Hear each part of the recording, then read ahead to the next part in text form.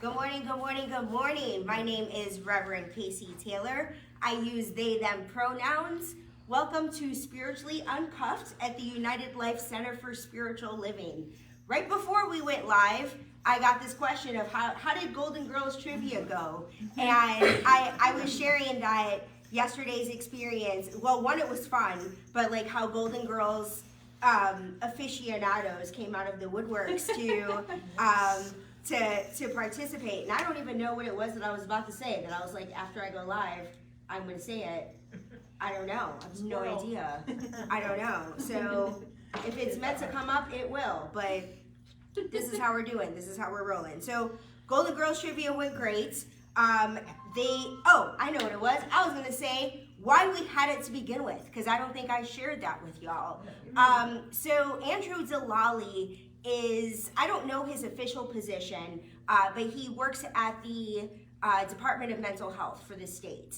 And he is not only, like when I say I don't know his position, I don't know what he does, but what I did know is as a case manager at CSU, when I needed something, he was who I called. And he was my last ditch effort because, he's at the state. Like when somebody's in the government, like when you need something, I called everybody else. And when everybody else was like, no, I can't, or I've tried every other way, I call him and it's done in 24 hours. So Andrew Delali posted, I desperately need Golden Girls Trivia in my life. And I was like, I think that's something that I can do. Responded to that with, I think that's something that I can do. And then he messaged me consistently, when's it gonna be, when are we gonna do it? I was like, I appreciate you keeping this on my mind. I just stepped into the senior minister position yesterday, like literally, this is what I mean.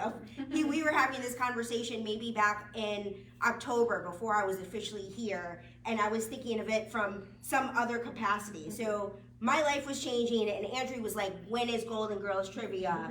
And so I was like, this is it. And so that's what it was, is I spoke to that group yesterday about what spiritually uncuffed really means in my way of thinking about it, my interpretation, and my interpretation does not need to be everybody's, is that spirituality is this recognition that it's everything.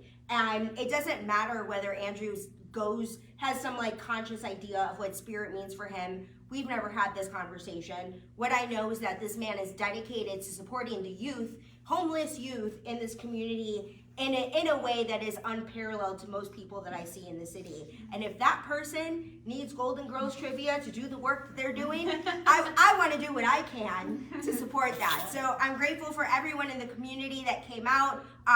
Because it was popular, it put a little money in our coffers for having hosted it, having an opportunity to do things in the brewery and get to collaborate in that way and support the renter and the spaces that we're in. So it was a success all around, and I'm grateful for it.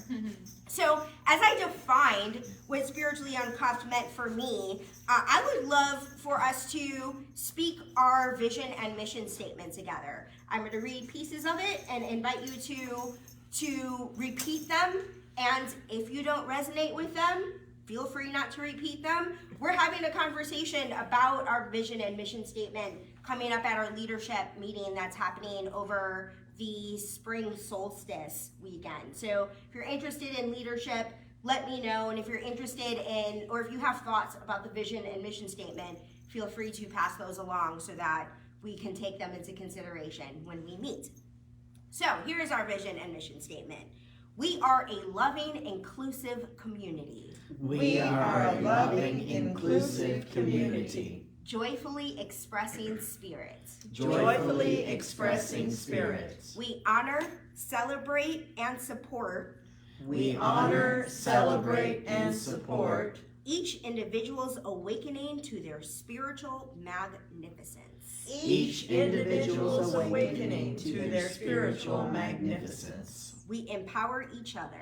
We empower each other to create happy, healthy, abundant lives. To create happy, healthy, abundant lives. All right. And in that place of empowering each other to create happy, healthy, abundant lives, James Palmer, our 56-year member, longest member of this center, is has experienced this creative project of diving into his past and sharing his experience with us. And he said something explosive for us in the next couple weeks. So strap your seatbelts in, get comfortable, and let's hear some wisdom from James.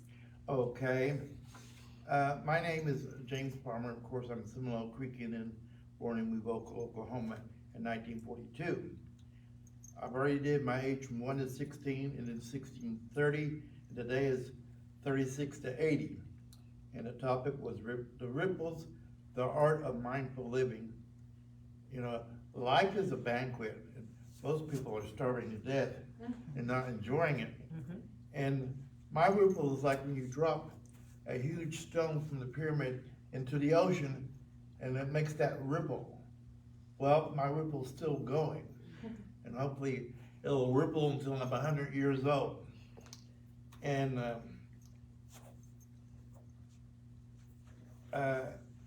after doing a treatment at the church here with Dr. Turner, we had a class and we were doing treatments, and my treatment was to go to California. So I didn't have the money, and I didn't have the car, and I didn't have a job out there. But anyway, there was a strike in New Jersey, and we worked overtime. I made the money. I came back. Dr. Turner was moving. I bought his car, which was a Buick. And then when I went to work, I asked my boss if I could relocate in California. He says, there's an opening in San Francisco. So I packed everything in a week and packed the car up with what I owned and headed to San Francisco. I think I drove, only took me a day and a half. It seems like I just drove straight through because I was so excited and young at that time. And I had a little cassette in the car. I played music all along the way. Well, when I was approaching San Francisco, which was about 4 o'clock in the morning, I thought there was an accident on the interstate. And I said, wow, it's gonna be a while before I get to her. And then I realized that there was no accident. Everybody was going to work at that time. And I said, because I've never been to California, so, you know, there's more people out there than there was in Oklahoma. So when I got to the site, I noticed there were barbed wire fence around the place. And across the street was the kind of dilapidated apartments. And when I went in, you had to buzz in to get into the office. So I kind of had this negative feeling to start with. But anyway, I got a room downtown for $30 a month. It was just enough for a bed and a dresser. And everyone shared the bathroom. And so I was there for about a week, and I went to a movie and parked my car in the parking lot. There was an attendant. I came back and the battery was dead, I thought. Well, I lifted the hood and someone stole the battery. So I had this really negative feeling. I got the battery, and then I went home. I went to the apartment and I did a treatment of I said, Lord, I don't think I need to be here. Is there any way I can go find another job in LA? So I went to pick my check up on a Friday, and they said, there's an opening in LA. Do you want to work there? I said, yes. So I got the opening, and I drove all the way down to LA one day, and ran into a friend that knew me from Oklahoma and said, you can stay with me until you find a place and get going, which I thought was very neat, you know, just out of the blue. So it was kind of a blessing. So I went to work at Champion Office Products in downtown LA, and I stayed, several months, and then I came back to Oklahoma, and I worked with Chuck Lamb, doing arrangements in JCPenney's. And then everybody was glad to see me back and saying, oh, we're so happy to see you. So there was a party going on, and Chuck says, we're gonna go to a party Sunday. I said, okay. And then he was kind of like sat in a place. I said, what's going on? And these were my friends I thought who knew me for all those years I've in Oklahoma City. Said, it's a private party only, so you're not invited. So I felt kind of down and out. I said, I would just go on with your life, you know. It's not that really important. So then I came back to California, and my boss held my job open for me all that time. So when I came back, I was almost out of money, so he loaned me $200, and I went shopping for an apartment, had to find a place near the freeway, and stores, you know, and cleaners, and washing machine, and all that. So I was just a block off from going down Santa Monica, and then catching the bus all the way downtown to LA. And the apartment, when I was looking for the apartment, I hunted for 4 hours. And the first apartment I saw, I said, I don't want to live there. But I looked at all the other apartments were over $150. And so I knocked on the door, and a little woman came to the door, and she said, yes. I said, well, I'm hunting for an apartment. I said, how much are they? She said, well, they're 100 with bills paid. I said, I'll take it. And she said, we haven't even seen the place yet. I said, it doesn't matter, you know. And of course, it was a 1-bedroom with a Murphy bed, and everything was backwards.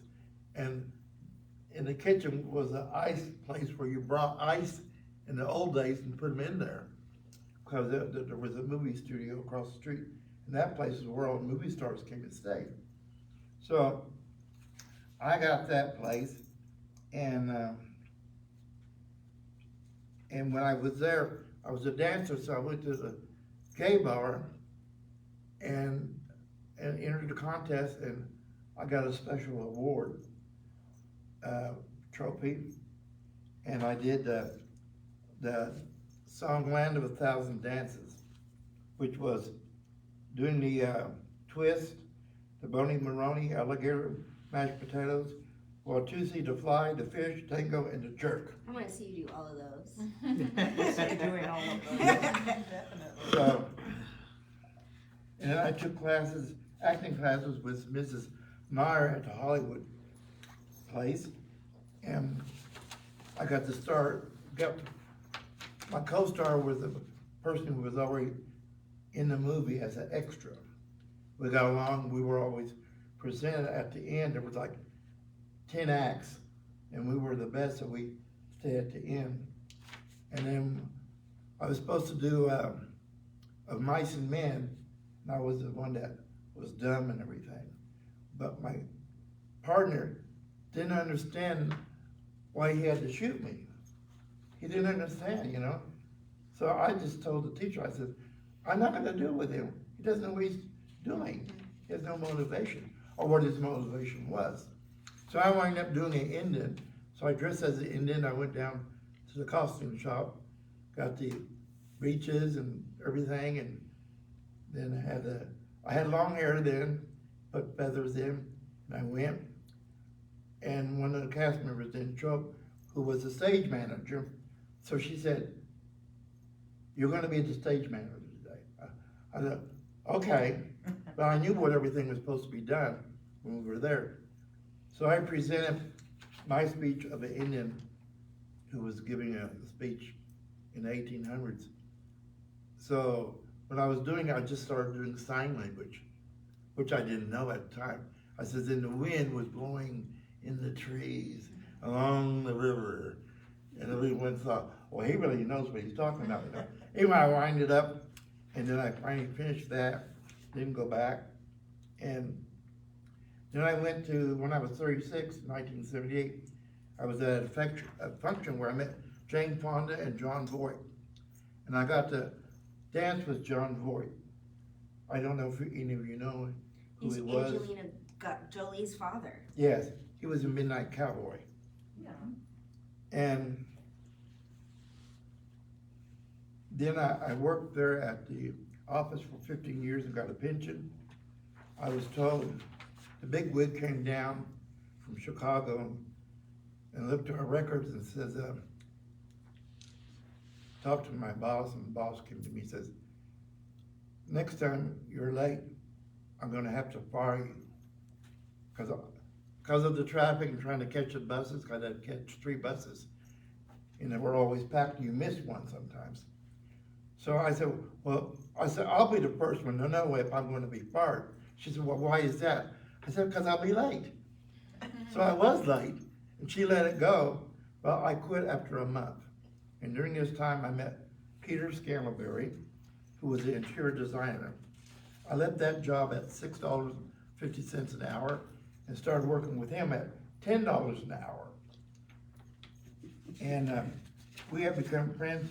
Him and Peter, Jerry Steiner, we were friends for 30 years and past that. Jerry Steiner was an American songwriter, musician, and former record producer. He had written scores for or had his composition featured in over 30 films. At this time, Jerry Steiner was an atheist. And he did all the beach party movies. And he worked with Mae West and all these other entertainers. And I'll get to that other later. But anyway, it took a year for Peter to invite me to his home. And he lived in Sherman Oaks and to party. And so I said, why did it take you so long to invite me? You know? He said, because I felt like you might be intimidated. Because I lived in a flat. He lived in a $500,000 home. Had a pool and overlooked a valley. And after years, I went and visited. I had my own bedroom, and he added onto the house.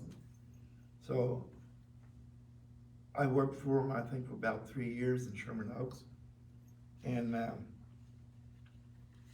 they moved to Palm Springs in 1992, where I met Tom Costa, who was a minister in Palm Springs. Tom was a great, great minister. During the time I was in Hollywood, I went to Sunset Boulevard, where Dr. Robert Blitzer was a teacher there, and took a class there. These are like New Thought legends, right? Yeah. Reverend Sue Ellen. Like, I'm like, I feel like these are the people I learned about in school. And Dr. Blitzer made his transition in May of 1994. I went to the original Science of Mind church on 7th Street downtown, Founders Church, and I met Dr. William Hornaday. Cool. He was a great thunderous speaker. I mean, he didn't need a microphone. He just came out and you just had chills. And it was wonderful messages. So I got to meet him. And at the same time, Dr. Turner came out to the church, and I met him and Isabel, his wife, and we talked, which I thought was wonderful. And Dr. Hornaday made his transition in March 1992, affectionately known as Dr. Bill, to his congregations of over 7,000. And was the leading minister at the church. See, at this time, I introduced Peter to the Science of Mind. So they moved to Palm Springs. He had to have a liver transplant. Jerry started going to the Science of Mind, and they said it would take weeks or months for to get a liver. Luckily, because Jerry got into the Science of Mind, he knew how to do treatments, and Peter got his liver in 2 weeks. Wow. And just things like this happen, because of the Science of Mind. And we got that. And then there was a bar I went to called the Eagle on Santa Monica Boulevard in Fairfax. I went there for 15 years and played the tambourine. I closed the bar at 2 o'clock 90% of the time and still got to work. And people knew me. I met Tom and Paul. I always nickname people. I had seen the movie Anime, so I called Tom Vera because he was a Lush too. like she was in the movie. And I called Paul Gooch, because he was like Gooch in the movie. So over those years, they were Vera and Gooch, and I was Mame. They said, Mame, you coming over, you know? So when I met them, they did not like me at all. They hated me. And somewhere along the way, they got to know me and they invited me to dinners, and we became friends for 10 years. And things like that just happened out of the blue, and I'm very blessed that I had friends, about 5 or 6 when I was there in LA.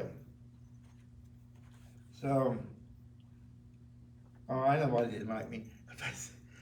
I said, how come you didn't like me? We became friends because we got tired of you playing that goddamn tambourine.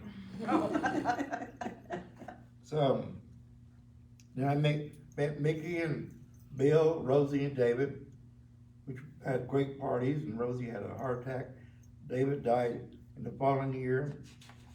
And I gave a eulogy for Bill, and it was a Catholic priest, and I stood up and had folding papers, about 25, and I walked up and I dropped them. I said, this is gonna be a short speech, because all the paper was all strung along the thing. And so I had the Catholic priest laughing because I was talking about Bill never met a friend he never liked. He liked everyone, you know. I said, but if he didn't like you, he'd tell you. And it was something that I said. The minister turned red-faced. The whole crowd was laughing. And at the end, he got up and said, Desiree, you have stolen my thunder. And he said something in French, which I don't speak French because he thought I must have been French. So, the other was, I worked for those guys that had AIDS. I worked for Will Kelsey and his partner who had AIDS, and they all passed. And when I was out there, I was known by many names: Geronimo, Pocahontas, Tambourine Man, Desiree, Princess. And I wore a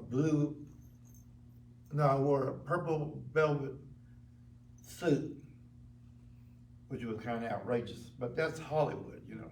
Everybody dressed differently. So I went to go see Barbara Streisand in Funny Girl, and at the end, everyone gave her a standing ovation. She wasn't there, it was just a movie. But they all clapped. And I said, wow, you know. So I stood and clapped too. And I finally gave my suit away to a waitress I met called the Golden Cup. I gave it to her because she liked it so much. And when I met Tom Vera, he hired me as a delivery guy, and I worked in Century City. So I got to go to Julie Andrews' office to deliver flowers. I met Suzanne Plazette going to her office. Yeah, Plazette. And during Easter, I wore fake flowers to the bar because they were having a contest. And later on, the owner said, if you had worn real flowers, you would have won. So the next year I did, and I did win. And I won many contests there at the bar. And they had the Halloween party. I get this, I looked at all this stuff. I went back and I said, oh my gosh, you know. I was just like, 500,000 people showed up. The parade route was a mile long. And my friend Tom was dressed as Bugs Bunny. And he had the teeth sticking out. And we got recorded for TV there. So we were on TV. And in 1981, AIDS came to the United States. 70 million people were infected. 35 million people died. I became celibate at 39 and became sexual after 10 years, and then celebrate around 2010. So I wanted to survive, so one must give up certain things to survive in the world. And,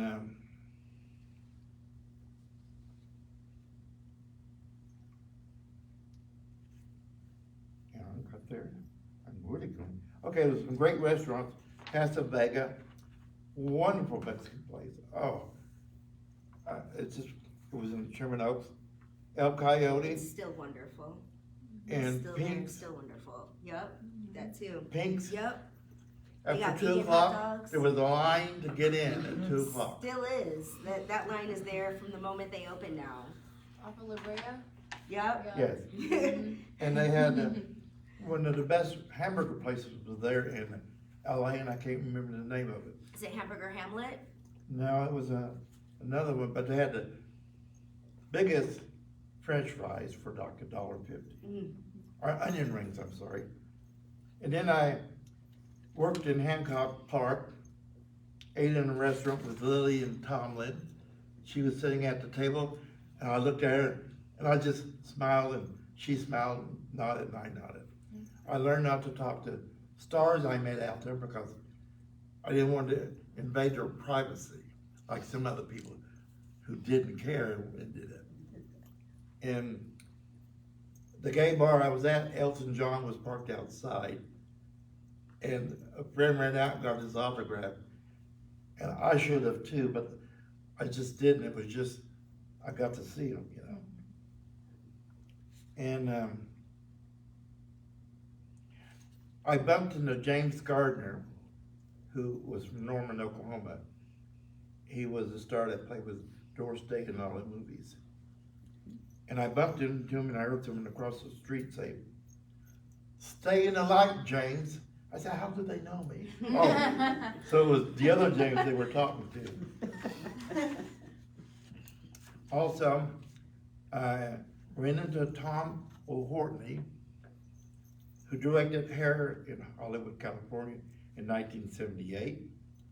And he asked me if, because my hair was down to back, and he asked me if I wanted to be in the play, but I had to be nude. And I said, no. And he said, well, then he offered me a front seat to see Hair. And I said, well, I was very naive then. I said, no. So I lost out there. And see, Tom moved to Palm Springs, and Gooch and moved to San Francisco. Tom always said he wanted to commit suicide before 50 because it wasn't worth living. But he moved to Palm Springs. I went down to visit him, and he was so happy that he did that, and he met people, but then a year later he died of a heart attack. And I worked for the Hall Administrations downtown. That's when they built the subway. So it took me 10 minutes to get to work. And I worked there for about a year and a half. And then I worked at See's Candy for Christmas. Yum. They bought out Yum. 4 long trays of candy, all you could eat, but you couldn't take anything home, because if you did, you'd get fired. And some of the women there would grab the candy and stick it into their bras and take it home. And then the machine broke down where they were sending out cards to customers, and they said, we want to see all your handwritings to see if you qualify to send out cards. So I got picked, and I did all the 100 cards in calligraphy that was sent out. So I thought, you know, after all this, I said, it was a privilege, and I got things that I didn't know I could do that I did. And then I worked at different places doing data entry. You had to type 60 to 80 words a minute to qualify. And the job called me back twice. In 1994 with the Northridge earthquake. And a roommate named Ronnie. And I just come in from the bar at 2, and it hit, I think, about 3 or 4 in the morning. And I was like shaking, you know. I said, leave me alone, I'm trying to sleep.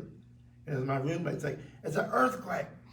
He ran out, and when the bookcase fell over, I got up, and then I went downstairs. Everybody in the building was out except me.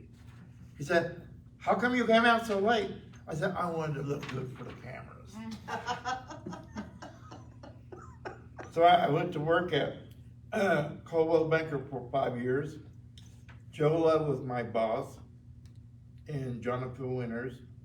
So, what you guys are out in movie land, TV land, Facebook land, come in next week, because you will find out what happened to Peter and Jerry, Paul Gooch, and two bosses I had to have confrontations with, and other believable things I didn't think I could do. So thank you so much.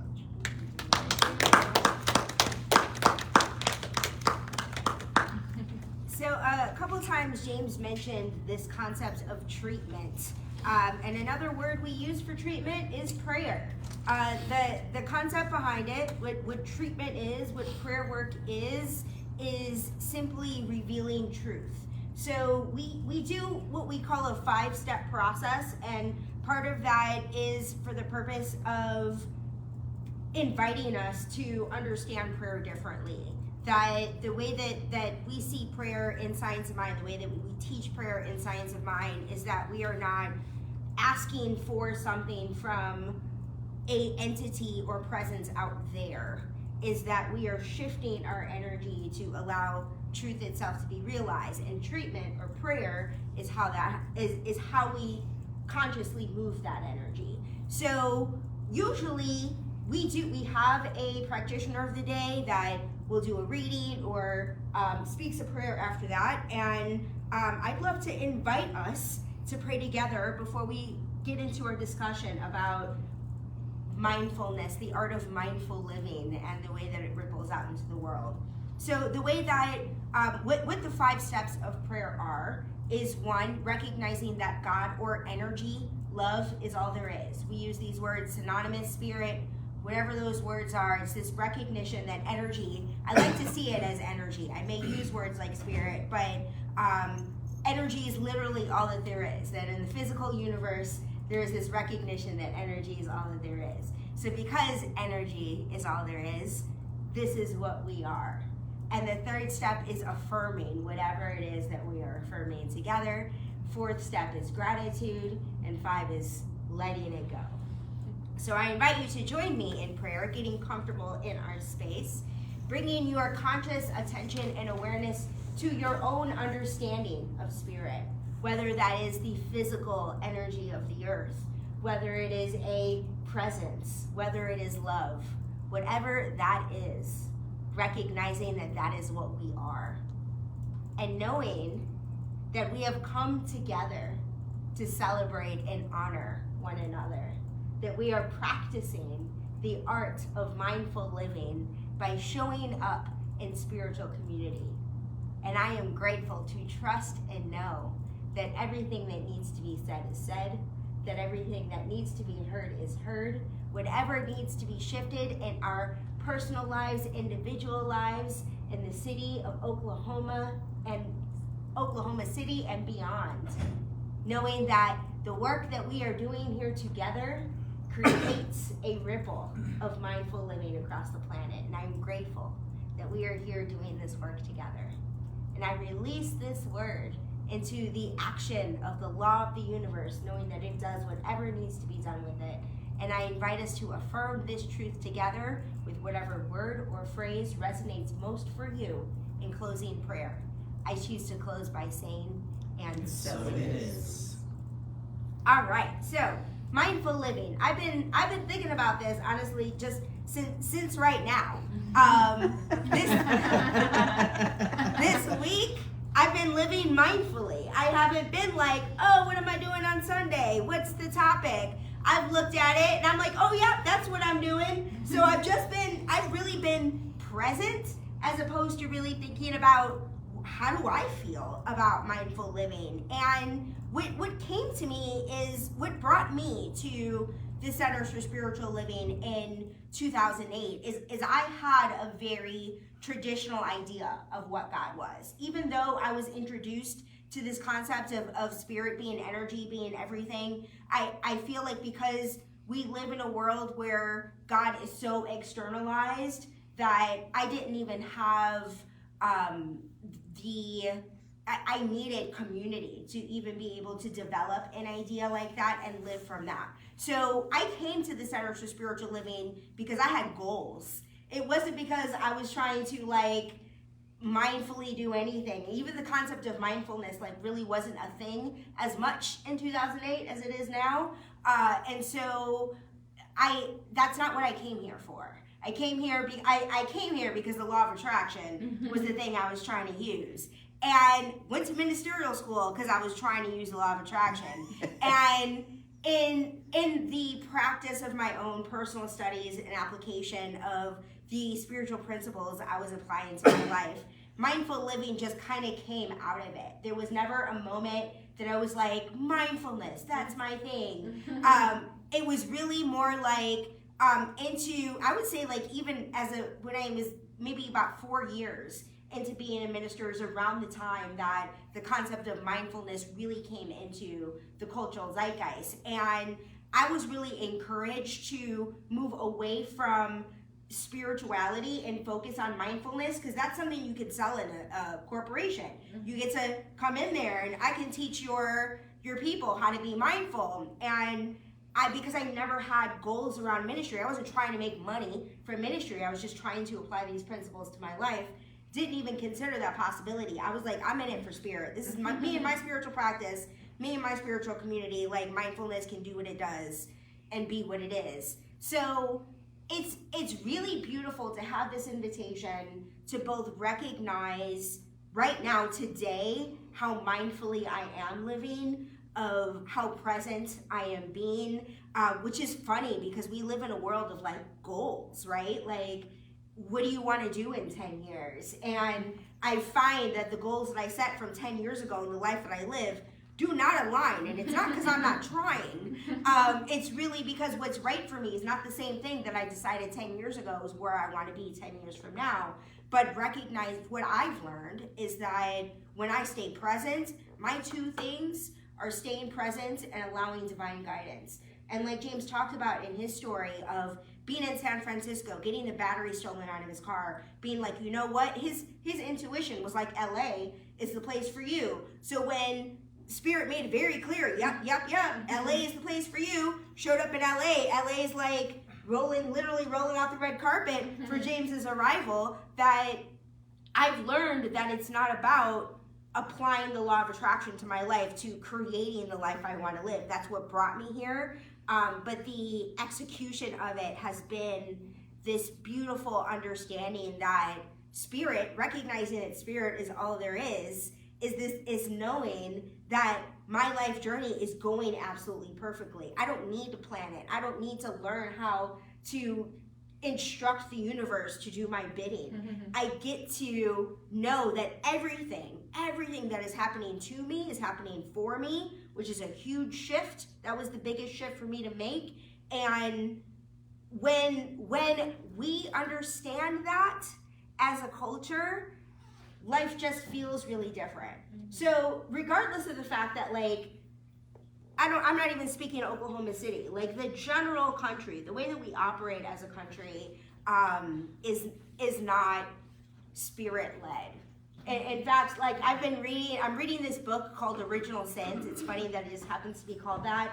And it's about how the school system has been designed and continues to perpetuate white supremacy and second-class citizenship for Black folks and erasure of Native people. And so in this place of learning about the actual context that I've been a part of, attending school all of my life, being a part of a culture where we were all taught collectively these same concepts and principles that do not serve us as a culture, and we're experiencing the consequences of what it's like to learn to live in a way that does not reflect who we are as spiritual beings.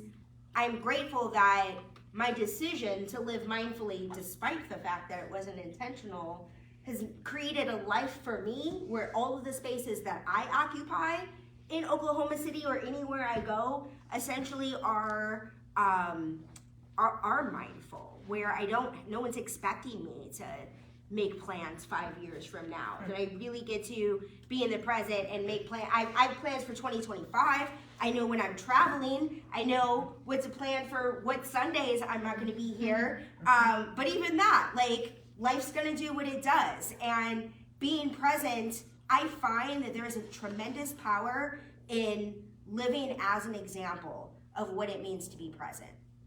So that's me. That's how I feel. That's what I got going on in practicing the art of mindfulness and witnessing the ways that it affects the people around me. What about y'all? Let me know.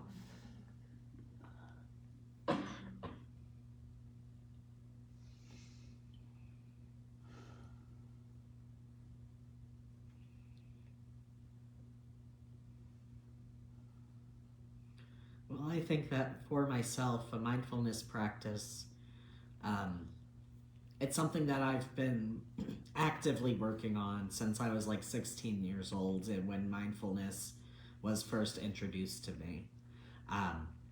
But I find it difficult sometimes to practice that mindfulness actively, because I'll be like sitting there and like, all right, I need to stay mindful and be aware of what's going around me and just be present in the moment. But then I find myself thinking so hard about how I need to be mindful that I'm not being mindful. And so it's something that if I put too much effort into it, it just kind of flies away from me. But if I am sitting there just allowing things to happen, not thinking about it, I find myself being able to actually be present in the present moment. And I try not to, I'm not closing the door on my past, but I try not to stare at it too long. And same thing for the future. I'll drive myself crazy looking for what's happening next.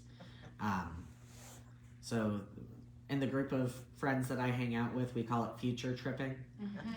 When you are going, just staring at the future, being like, I wonder what's gonna happen, like I'm worried about this, I'm worried about that. But no, I just have to focus on the work that's right in front of me as it's presented to me, and I'll be fine. Mindfulness is how you were able to make all those observations, including your relationship to mindfulness. And I think it's obvious that you've been practicing mindfulness since you were 16, Basil. I think, there's a reason that you stepped into this community and found a home immediately and stepped right into leadership onto our council, because you can tell that you've been applying these principles to your life all of this time. And I'm glad that you're here. Thank you for that. Thank you for adding to the discussion. Mindfulness is an interesting piece. I didn't pick up on it early on. It's just been something that gradually has evolved. But parts of me, or parts of my life, have always evolved around it. For years, I'm talking a lot of years now, I love laundry. I love the mindfulness that goes into folding the clean clothes and stacking them neatly, from taking them to the washer, putting them in there. I love every facet about laundry. Though sometimes I might let them the hanging clothes hang in the doorway for longer than they need to, because it reminds me that it's done. But that's a piece of mindfulness that I have resonated with a long time. I do not have the same luck so far with cooking. I can cook. I can make things that are edible. I certainly can eat them. But it's not, but I know people who that's a mindful activity. But not for me. I have to work at being mindful. And yet, I like to work at being mindful when I'm driving, which is a good thing, because when we're driving, we shouldn't be off thinking about the future or the past. We should be mindful. Just saying. So there's pieces that we are doing mindfully all the way through, teaching mindfully, listening mindfully, opening my heart and my mind to whatever wants to express through me mindfully. just working on the kicking. It doesn't flow as well. Sorry. I love grocery shopping and cooking, so I feel like you should come do laundry for me, and I should go to your house. Yes. I should work this out. Figure it out. You're a good cook. Yeah. Well, I find that being mindful is that for several years, I write down at night what I'm going to do the next day. I plan for the whole year. You said, how do you plan for the whole year? Well, because I'm making a hat for all the holidays. I know when to start early to do it. If I'm gonna do any shows or anything, I know to plan ahead for the music, the costume, whatever I need, and also being mindful of how blessed I am of everything that I have that people have given to me over the years. Gifts and things that will always be there when I look at them. Tom, who was in Palm Springs, my friend Vera, we were grocery shopping and he bought 2 balls, round balls. I said, what are those? He said, well, you put those in your dryer to dry the clothes. Well, I think of him every day. I put those in. Yeah. Mm-hmm. He's there. So, it's also giving gratitude every day for what we have, people we met, and people that we are going to meet, and making friends over the years, which is kind of hard to do because they say in your lifetime you will have 4 friends. We're not talking about acquaintances. We're talking about friends who love you and do anything for you. They don't judge you. They will be there when you need them, and no questions asked. So I'm very fortunate to have at this time in this community 1, 2, 3, 4, about 4 friends. The rest of you guys are very close acquaintances, because if we were friends, I'd be visiting you every week, you know. So you out there, you know who your friends are and who you are. So I'm just saying, God is great, and thank God for Dr. Holmes creating this philosophy for all of us. I guess for me, it's more a sense of discipline, mindfulness is, because no matter what, remembering to stay present with whoever's talking to me, whether aspect of the laundry or aspect of the cooking, bed, whatever it is, to stay focused on that moment. Because now driving, I'm pretty, not always, but in every aspect of staying present in that moment instead of what's happening in the next hour, what happened yesterday. So for me, it's an ongoing disciplinary practice, and when I do that, it just all makes so much more sense for me. Because we've said many, many times in many ways, the past is past, we have no control over our futures, just that present moment in time. And just disciplining myself and refocusing my mind constantly to remember to stay in that moment. It makes a lot of difference when I do that. So it's just an ongoing, like I said, disciplinary practice for me. Without sounding so woo-woo, but something I'm learning or understanding more and more, especially with just the laws of the universe, is just like time is just not a real thing. That doesn't exist at all. The past is irrelevant, the future doesn't matter. All that we have is now, the present, and any time, like what I'm conceptualizing with it to keep me present and aware is the only time that we can really truly feel alive is being in the space of presence and in the now, and to be wrapped up in the future or wrapped up in the past.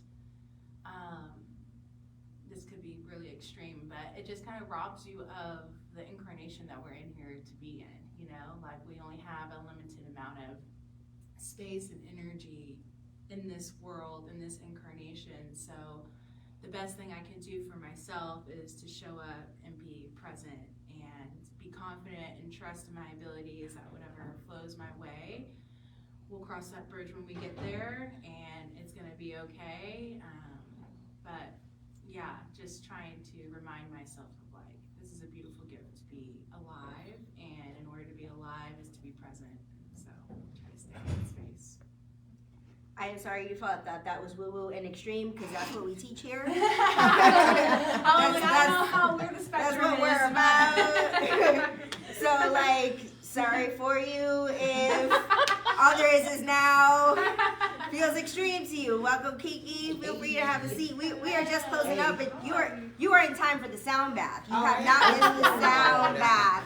And this entire conversation being about mindfulness, I love that we have Deanna here, not just because she shares these perspectives and we didn't have to teach them to her, but you know that this experience of mindfulness that she is helping us cultivate in the practice of participating in the sound bath.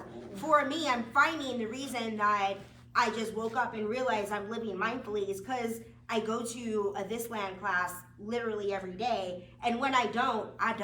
Like, that's just what it is.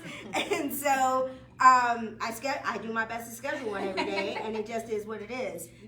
So I'm going to share some things about what we've got coming up, and then we're going to get into our sound bath. We've got some extra yoga mats, pillows, blankets over in the corner if you'd like to grab something and get comfortable. Before I get into announcements, conscious giving. Let me grab some bowls. Did you want to do that now? We also have these envelopes in here. These envelopes help us when we send our giving statements at the beginning of the year to say, this is how much you gave. We have a record to the IRS to say where that money came from. And also you get information for your taxes. So I'm going to invite you to speak our giving affirmation with me. I'm going to say it once and you can repeat it. I live in abundance. I live in abundance. I am filled with abundance. I am filled with abundance. I give from abundance. I give from And abundance. it transforms my life. And it transforms my life. And so it is. And so it is. All right, so Reverend Dr. Sue Ellen is in her second week of teaching foundations. Are you accepting any students Sure. this Wednesday? Yes. So if you would like to jump into that class, have a conversation with Reverend Dr. Sue Ellen before you leave to learn more about what foundations is learning that all there is now, and the art of living mindfully, even though those words aren't used explicitly, all there is now is explicitly said. Just FYI. All there is God. Yeah, That's right. if you'd like to learn more about these practices, Reverend Dr. Sue Ellen is the one to talk to about that 10-week class, that 2 weeks. It's on Wednesday evenings. Great. Zoom. On Zoom. So wherever you are, you get to join. I'm wearing my Jesse Powers sweatshirt. You Are a Goddess Baby. This is one of Jesse Powers' songs. Jesse's going to be performing in this space on March 5th. It is a free concert for the community. Bring your friends. Check out her stuff. The album To Remember that she has streaming on all platforms. If you want to get a sense of who she is and tell your friends, this is the album. This is her first time in Oklahoma City, so this is our opportunity to welcome her, and maybe she'll come back, or we get an opportunity to just get to experience music from an artist who lives from this understanding that all there is now. So that's coming up Wednesday, March 5th. And this stuff is all on our website, unitedlife.org. March 9th, the time changes for Spiritually Uncuffed. We're moving from 11 a.m. to 1 p.m. on March 9th. Deanna is going to be doing a sound bath practice for us at 12:30 before Spiritually Uncuffed. So from 12:30 to 12:45, just like back in the olden days when we used to do meditation before our Sunday celebration. That's what we got going on. Again, starting on March 9th. All kinds of things in March. March 15th, Radiant Living is having a fun fair that inviting vendors, and there's workshops. I'm doing a workshop on making peace with your inner shit talker, and I can use some support at the booth. So if anyone is interested in coming in for an hour or two, not asking you for the full 10 a.m. to 6 p.m., but to come and meet the people, share about what your experience of United Life is from that table. I think that would be really amazing. So let me know if you've got any time for that on March 15th. I also mentioned earlier the leadership retreat is coming up the weekend after that. So if you're interested in that, let me know. And we've got a bunch of things coming up just in the spring that I just want to give you a heads up about. The Making Peace with Your Inner Shit Talker accountability program. This is a support space to move through the 90-day program. Is coming up in April. May 31st, we're gonna have my installation ceremony as the senior minister of this community, and we're gonna do it as an open house kind of thing. So I would love, if you're interested in planning what that would look like, talk to me afterwards. Let's have a conversation.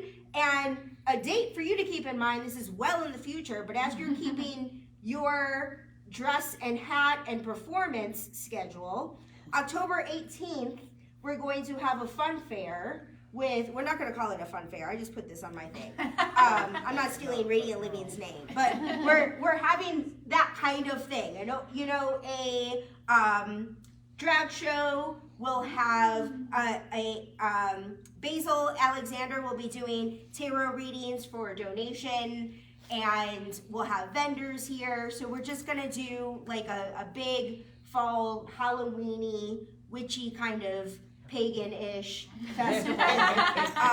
And we'll need a team of organizers for that, the people who figure out what the theme is and helping make the show and all that stuff. So both the open house on May 31st and the fall festival on October 18th. If you're interested in being involved in planning any of those, come see me after. And I will make sure all those things are on the website. We don't have October 18th on the website yet, but it will be there. We don't have the open house on May 31st on the website yet either, but me and Nina are giving each other eyes, so it's gonna happen. Any questions about any of that before we move into our sound bath and final prayer of the day, of this morning, spiritually uncuffed? All right. Well, then let's get comfy and let Deanna Calgon take us away. Yes, get tongue twister. Get really, really comfortable. Just to hold some stillness for about 10-15 minutes or so. You might shrug the shoulders a couple times and then gently flutter the eyes closed and just allow yourself to tune inward for a few moments. Notice the breath. Don't change the style or the rhythm of the breath. Just allow it to flow in and flow out however it wants to. And as we allow the breath to flow in naturally however it wants to, we, with ease, shift into this loving, open awareness. And that's where we're going to reside. In this mindful, present, loving, open awareness, become aware, follow the flow of your breath. Become aware of the intelligence, the feedback, the wisdom that the breath conveys in this moment. And that shows up through different types of sensations. Maybe the breath is smooth, or maybe the breath is rigid. Deep or shallow. Maybe you sense different coolnesses as you breathe in and warmth as you breathe out. Stay in that awareness, stay in that openness, stay in the present moment. And we can stay in the present moment by just simply following the breath like we've been doing this whole time.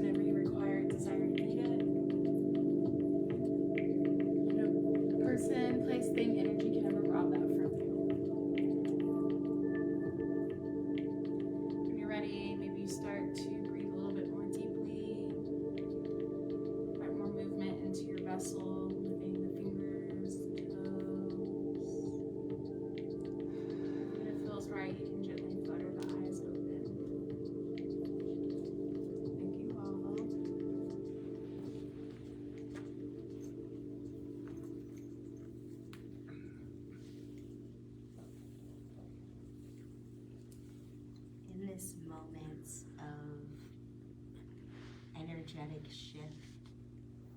I am grateful to trust and know that this secret experience has touched each one of us in all of the right and perfect ways. In gratitude, I release this word knowing that it's done, and I invite us to affirm it with whatever word, phrase resonates most with closing prayer. I choose to say, and so it is.